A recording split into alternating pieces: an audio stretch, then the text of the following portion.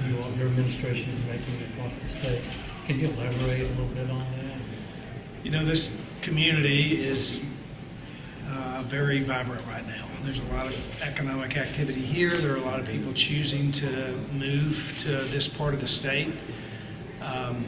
Tennessee is one of the most moved to states in the country, and not only people but companies, and the community's investment in creating a very livable space, a walkable downtown, a business-friendly environment, something that's really attractive to people as they look across the country at where they want to invest their lives and their livelihoods. They choose places like this. The state partnered here with the city to invest in this facility and, frankly, in the economic improvements that are happening all across the city.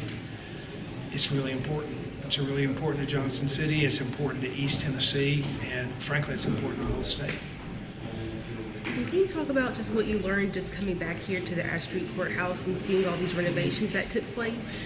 It's interesting when you have requests from communities for funding, partnership funding. It's really important to talk about partnership here because this is not the state's project. This is a project of the community, and the state came alongside. They saw an opportunity to invest along with the local community here for improvements. And I mean, I first saw this building when it was nothing like this. It's exciting to see what it has become and how they've used the investment, not only that the state made, but the people of this community. And it's a part of what's happening up and down this corridor here that's making this place very attractive. What are the biggest challenges you're seeing from towns our size across Tennessee moving forward economically? We talked a little bit about that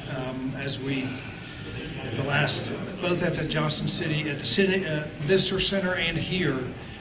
You know, housing, affordable housing, the rising cost of housing, the housing supply in a fast-growing community, in a rapid-growing community. That's one of the big challenges.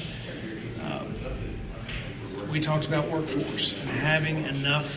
When you have a vibrant community and jobs are being created, you got to have the folks to fill those jobs. And child care is an example of a challenge with getting women into the workplace in bigger numbers. So there's workforce challenges, there's infrastructure challenges. You've got to have the roads and the bridges and the highways in order to meet the growth.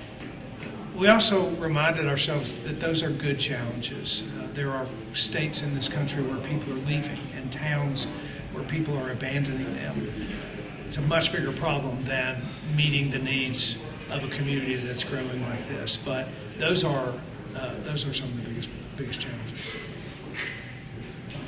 If I can ask you about the school voucher program. Yeah. I had a reporter ask me, and they wanted me to ask you what sort of standards are going to be put in place for those private education centers.